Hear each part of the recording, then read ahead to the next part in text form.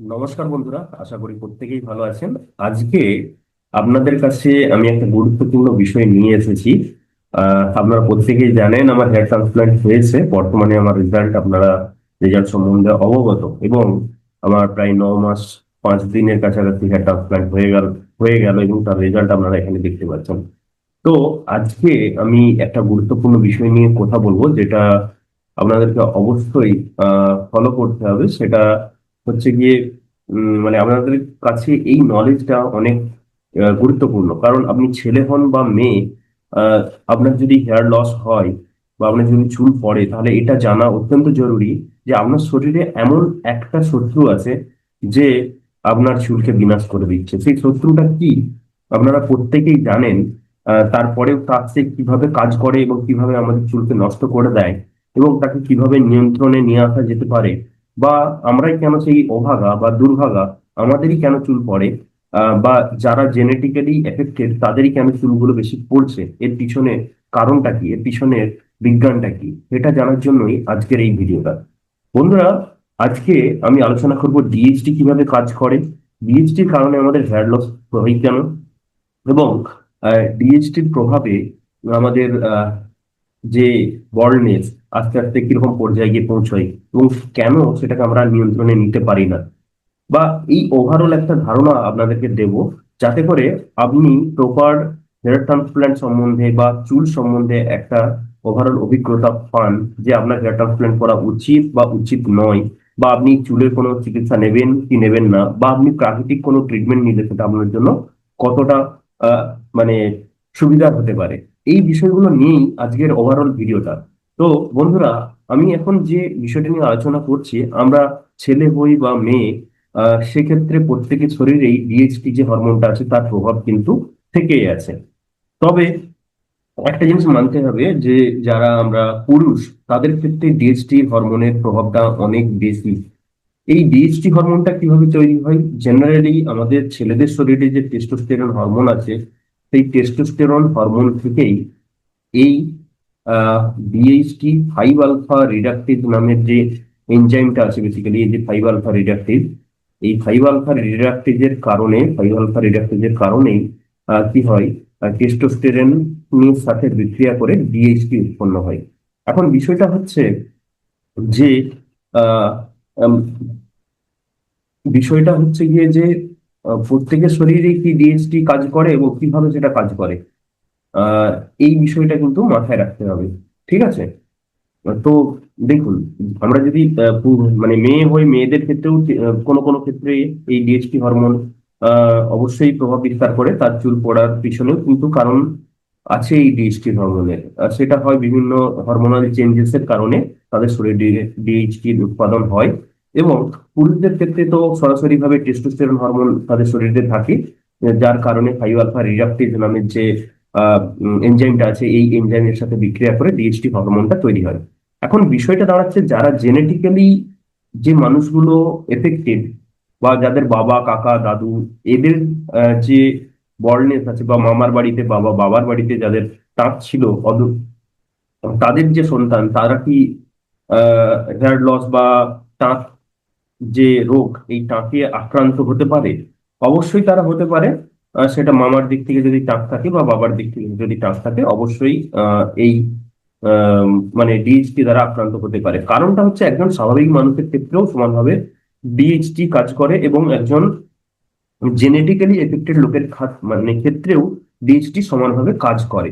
তাহলে যদি উভয় ক্ষেত্রেই ডিএইচটি সমানভাবে কাজ করে, তাহলে একজনের চুল পড়ে আর একজনের চুল পড়ছে না কেন? আপনারা অনেকেই দেখেছেন, অনেকেই বলেন যে আমার বন্ধু এই দেখলাম তার মানে চুল খুব সুন্দর ভালো আছে, আর আমার কিন্তু চুল পড়ে যাচ্ছে।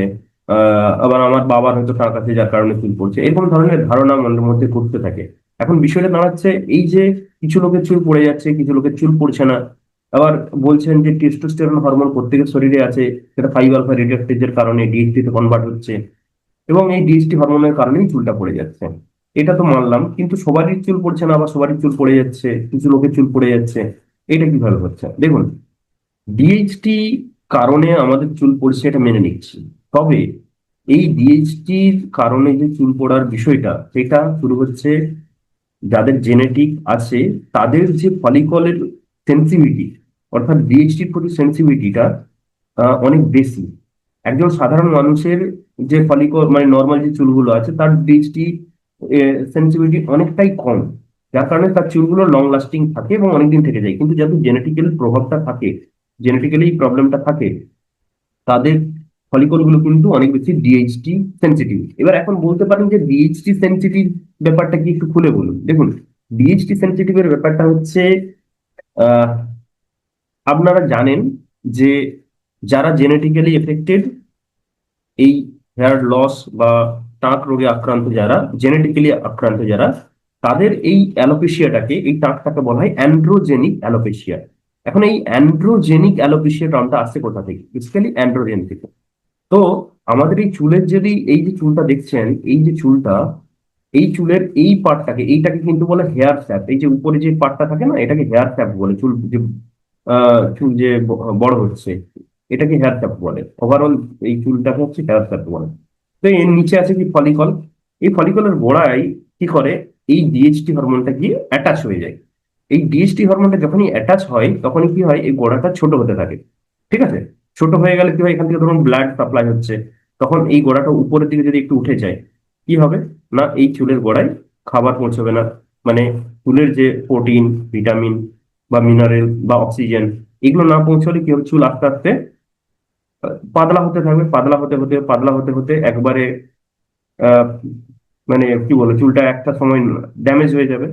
তো এই ডিএইচটি কেন কি এখানে আটকে যায়? জেনারেলি যারা জেনেটিক্যালি এফেক্টেড তাদের এখানে থাকে অ্যান্ড্রোজেন রিসেপ্টর। এই অ্যান্ড্রোজেন রিসেপ্টরে এই ডিএইচটি হরমোন গিয়ে আটকে যায়, যার কারণে কি হয়, এই চুলটা ধীরে ধীরে উপরের দিকে, মানে ফলিকলটা কি হয়, যে আমাদের স্কিন তিনটে লেয়ার আছে না, এপিডার্মিস, ডার্মিস, আর হচ্ছে সাবকন্টিনিউয়াস ফ্যাটি লেয়ার বা এন্ডোডার্মিস। এই সাবকন্টিনিউয়াস ফ্যাটি লেয়ারের কাছেই ব্লাড ভেসেল এবং আর্টারি যেগুলো থাকে, মানে রক্ত, চুলের গোড়ায় রক্ত পৌঁছানোর জন্য, তার সাথে এটা অ্যাটাচ থাকে প্যাপিলার মাধ্যমে। ঠিক আছে? ফলিকলটা অ্যাটাচ থাকে। তো এই গোড়াতে যখন ব্লাড পৌঁছয় না, ডিএইচটির প্রভাবে এটা কি হয়, শ্রিঙ্ক করে যায়। শ্রিঙ্ক মানে হচ্ছে সংকুচিত হয়ে যায়। বড় এরকম লম্বা বড় আছে, সেটা ছোট হয়ে যায়, এরকম ছোট হয়ে যায়। ঠিক আছে? উপরে উঠে যায়।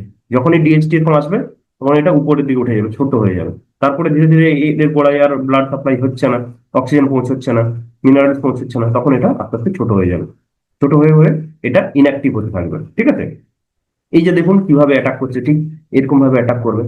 ঠিক আছে? অ্যাটাক করলেই কি হবে, আস্তে আস্তে ফলিকল রিসেপ্টরে গিয়ে, অ্যান্ড্রোজেনিক রিসেপ্টরে গিয়ে আহ, এই ডিএইচটি হরমোনটা এখানে আটকে যাবে। আটকে গেলেই আস্তে আস্তে কি হবে, এই যে চুলটা গ্রোথ হচ্ছিল, গ্রোথটা আস্তে আস্তে কমে যাবে। ঠিক আছে? এরকম ছোট ছোট করে গ্রোথ হবে। গ্রোথ হতে হতে দেখুন, এখানে ছিল প্রায় চারটা স্ট্রং চুল ছিল, তারপরে সেই চারটা স্ট্রং চুল আস্তে আস্তে পাতলা হচ্ছে। পাতলা হতে হতে কি হলো, এখানে দুটো চুল বা তিনটে চুলে পরিবর্তন হলো। এবারে এই চুলের যে ডেন্সিটিটা আছে, এটা ধীরে ধীরে ধীরে ধীরে পাতলা হয়ে যাবে এবং ধীরে ধীরে এই চুলটা পড়তে থাকবে। ঠিক আছে? তাহলে কি হবে, থিক চুল থেকে থিন চুলে পরিবর্তন হয়ে যাবে। অর্থাৎ মোটা চুল ছিল, মোটা চুল থেকে পাতলা চুলে পরিবর্তন হয়ে যাবে। ঠিক আছে? দিয়ে এই যখনই এরকম পাতলা চুলে পরিবর্তন হবে, যে চুলের ফেজ, এই যে গ্রোয়িং ফেজটা কিন্তু তখন এনাজেন ফেজ থেকে এটা কেটাজেন ফেজে বা ট্রানজিশন ফেজে চলে যাবে। এবং এই একটা যে চুলের হেয়ার সাইকেল থাকে, মোটামুটি 3 থেকে 6 বছর একটা চুল ভালোভাবে থাকতে পারে। ঠিক আছে? কিন্তু ডিএইচডির প্রভাবে সেই চুলের লাইফ সাইকেল কিন্তু কমে যায়, প্রায় 6 থেকে 12 মাসের মধ্যেই সেই চুলটা পড়ে যায় এবং নতুন করে আর চুল গজায় না। যার কারণে কি হয়, মাথা একদম চকচকে একটা টাক মতো হয়ে যায়। এবারে ডিএইচটি হরমোনকে আমরা সবাই খারাপ বলি, সেটা কিন্তু খারাপ নয়। ডিএইচটি হরমোন বেসিক্যালি কি, আমাদের পুরুষদের বিভিন্ন প্রভাব, বিশেষ করে পুরুষালী স্বভাবের আহ, বিকাশের ক্ষেত্রে এর অনেকটা প্রভাব রয়েছে। যেমন ধরুন আমাদের দাড়ি গব বৃদ্ধিতে, পুরুষালী কণ্ঠস্বভাব এবং আমাদের যে আহ, শারীরিক যে সেক্সুয়াল অ্যাক্টিভিটি আছে তাতেও কিন্তু প্রভাব বিস্তার করে এই ডিএইচটি। তাই ডিএইচটি একদিক থেকে খারাপ কোনোভাবেই নয়। প্রবলেমটা হচ্ছে অ্যান্ড্রোজেন রিসেপ্টরে। ডিএইচটি সবারই শরীরে আছে, তাই সবারই শরীরেই যে এফেক্ট করে তা না। এই যাদের অ্যান্ড্রোজেন রিসেপ্টরটা মানে অ্যাক্টিভ থাকে, এই ডিএইচটিটা কি করে, অ্যান্ড্রোজেন রিসেপ্টরে গিয়ে আটকে যায়। অ্যান্ড্রোজেন রিসেপ্টরে আটকে গেলে কি হয়, ওই চুলটাকে মিনিচারাইজেশন স্টেজে পাঠিয়ে দেয়। মানে অ্যানাজেন স্টেজ, ক্যাটাজেন স্টেজ, তারপরে টেলোজেন, তারপরে এক্সোজেন। আমি যে বিষয়টা বলতে চাইছিলাম, এই যে দেখুন ব্লাড ভেসেল গুলো কানেক্টেড আছে, যখনই ডিএইচটি রিসেপ্টর এখানে চলে আসবে, তখন এই ব্লাড ভেসেল গুলো থেকে এটা আলাদা হয়ে গিয়ে উপরের দিকে উঠে যাবে। তাহলে কি হচ্ছে, চুলের গোড়ায় ব্লাড সাপ্লাই হবে না। ঠিক আছে, তখন আস্তে আস্তে আস্তে আস্তে আস্তে আস্তে সেটা যতটুকু কানেক্টেড আছে আছে, দেখুন আস্তে আস্তে একটা সময় গিয়ে দেখা যাচ্ছে এই যখন এক্সোজেন মানে একদম শেডিং ফেজে চলে যাচ্ছে, তখন দেখুন এই যে ব্লাড ভেসেলের কানেকশনটা কখন কেটে গেছে। ঠিক আছে, তো এখান থেকে একদম আলাদা হয়ে গেছে। যখন আলাদা হয়ে যাবে তখন তো এর গোড়ায় কিছুই আসবে না, না অক্সিজেন সাপ্লাই হবে, না মিনারেল মানে ভিটামিন সাপ্লাই হবে। তাহলে কি হবে, এই চুলটা একসময় পড়ে যাবে, স্বাভাবিকভাবেই পড়বে। যখনই পড়ে যাবে তখনই কি হবে, এই ধীরে ধীরে এরকম স্টেজ, ধরুন আপনার গ্রেড 1 চলছে, গ্রেড 1 ঠিক আপনি এরকম দেখতে লাগবেন। এই ধরুন আপনার যা স্টেজ আছে এই সময় হচ্ছে আপনি ঠিক এরকম দেখতে দেখতে লাগবেন গ্রেড 1-এ। তো গ্রেড 1-এ অত প্রবলেম নেই, গ্রেড 2-এ ঠিক হালকা হালকা করে এম প্যাটার্নের দিকে যাচ্ছে, হালকা হালকা করে এম প্যাটার্নের দিকে যাচ্ছে। ঠিক আছে, আপনার মাথায় চুল আছে কিন্তু ভিতর দিকে যাচ্ছে, টু টু এর দিকে। গ্রেড 1 থেকে 2 এর দিকে যখন যাবে তখন ঠিক হালকা হালকা করে এম প্যাটার্ন হচ্ছে। গ্রেড 3-তে একবার পুরোপুরি ভাবে এম প্যাটার্ন হয়ে গেছে। ঠিক আছে, এবার কি হচ্ছে বিষয়টা দেখুন, ধীরে ধীরে আপনার ভার্টেক্স এরিয়াতে যাচ্ছে। এবার বলুন যে প্রথমেই কেন এই চুলের এই অংশটা বা এই অংশটা মানে ফ্রন্টাল এরিয়ার চুলগুলো, হেয়ার লাইনের যে এরিয়া আছে সেখানে অ্যাটাক করছে ডিএইচডি। দেখুন, ডিএইচডি এখানে অ্যাটাক করছে বলতে বেসিক্যালি এখানে প্রথম থেকে না ব্লাড সাপ্লাই খুব একটা ভালো থাকে না ফ্রন্টাল এরিয়া এবং এই ভার্টেক্স এরিয়া ক্রাউন এরিয়াতে, এবং যার ফলে কি হয় এখানে ব্লাড সাপ্লাই প্রথম থেকেই যেহেতু কম, এবং এখানে যেহেতু অক্সিজেনের সাপ্লাই প্রথম থেকেই কম, তাই অ্যাক্টিভলি ডিএইচডি এখানে কাজ করতে থাকে। তাই প্রথমে এই এরিয়াটা থেকে চুল পড়ছে, যেটা আমাদের ন্যাচারাল চোখে আমরা বুঝতে পারি বিদ্যমান। ঠিক আছে, তাহলে এই যদি আমরা টাকের যে স্টেজটা আছে সেই স্টেজটাকে আমরা নর্মাল স্কেল দিয়ে দেখি, তাহলে কিন্তু 7 স্টেজ পর্যন্ত এটা আছে। তাহলে গ্রেড 1, 2, 3, তারপরে 4, এই এরকম অবস্থা হয়ে যাবে। 5 স্টেজে অলমোস্ট একটু আধটু থাকতে পারে, মাথাটা ওরকম পড়ে যাবে। 6 স্টেজ মানে আমরা চলেই গেল প্রায়, আর 7 স্টেজ মানে তো একবারেই নেই মাথায়, এরকম অবস্থা কন্ডিশন। ঠিক আছে, হয়ে যায়, এরকম কন্ডিশন হয়ে যায় জেনারেলি। যখন আমার ছিল হচ্ছে গ্রেড 6, যখন স্কুল পড়তে থাকে তখন কিন্তু এই স্টেজেই মোটামুটি আপনাকে ফলো করতে হয়, এই স্টেজ মাধ্যমেই যেতে হয়। তবে হেয়ার ট্রান্সপ্লান্টের জন্য কোন সময়টা আপনার ভালো, দেখুন আপনার যদি চুল পড়া বন্ধ হয়ে গেছে, মানে হেয়ার লস প্রায় কন্ট্রোলড আছে, এবং আপনি মোটামুটি ধরতে পারেন যে আপনার গ্রেড 3-র উপরে কন্ডিশন আছে, তাহলে আপনি হেয়ার ট্রান্সপ্লান্টের মতো ডিসিশন নিতে পারেন, বা গ্রেড 3 থেকে আপনি হেয়ার ট্রান্সপ্লান্টের সিদ্ধান্ত নিতে পারেন। তবে 1-2 এই পজিশনে আপনি পিআরপি বা গ্রেড 3 পর্যন্ত আপনি পিআরপি বা জিএফসি বা মেডিসিনের মাধ্যমে এই ব্যাপারটাকে রিভার্সে নিয়ে আসতে পারবেন, যদি এই ফলিকল গুলো অ্যাক্টিভ থাকে। ঠিক আছে, তো এই স্টেজে অনেকটা সময় ফলিকল অ্যাক্টিভ থাকে, তবে যখন স্টেজ বাড়তে থাকে, গ্রেড 3 বা হার্টেক্স বা 4, 5 বা 6-এর দিকে চলে যায়, তখন যেই চুলগুলো পড়ে গেছে সেগুলো কিন্তু ফিরিয়ে আনা সম্ভব নয়। তাহলে ফিরিয়ে আনা সম্ভব কোনগুলো, যেগুলো রুট গুলো অ্যাক্টিভ আছে সেগুলো ফিরিয়ে আনা সম্ভব। ঠিক মেয়েদের ক্ষেত্রেও তাই, তাদেরও স্টেজ 1 থেকে স্টেজ 2, স্টেজ 3 এবং অ্যাডভান্স স্টেজ পর্যন্ত আছে। তাহলে স্টেজ 1-এ কি বেসিক্যালি এইভাবে সিটিটা প্রথমে এরকম ফাঁকা হতে থাকে। তবে মেয়েদের ক্ষেত্রে এটা অনেক সময় রিভার্স করা পসিবল, মেডিসিনের মাধ্যমে রিভার্স করা পসিবল, বাট স্টেজ 2-তেও অনেক ক্ষেত্রে পিআরপি বা জিএফটি এর মাধ্যমে কন্ট্রোল করে নিয়ে যায়। বাট 3 বা অ্যাডভান্স স্টেজে তাকে কিন্তু হেয়ার ট্রান্সপ্লান্টের মতো সিদ্ধান্ত নিতে হবে। এবারে একটা প্রশ্ন দাঁড়াচ্ছে কি, ন্যাচারালি তাহলে কি ডিএইচটি কন্ট্রোল করা যাবে? দেখুন, ন্যাচারালি ডিএইচটি কন্ট্রোল করা সম্ভব না।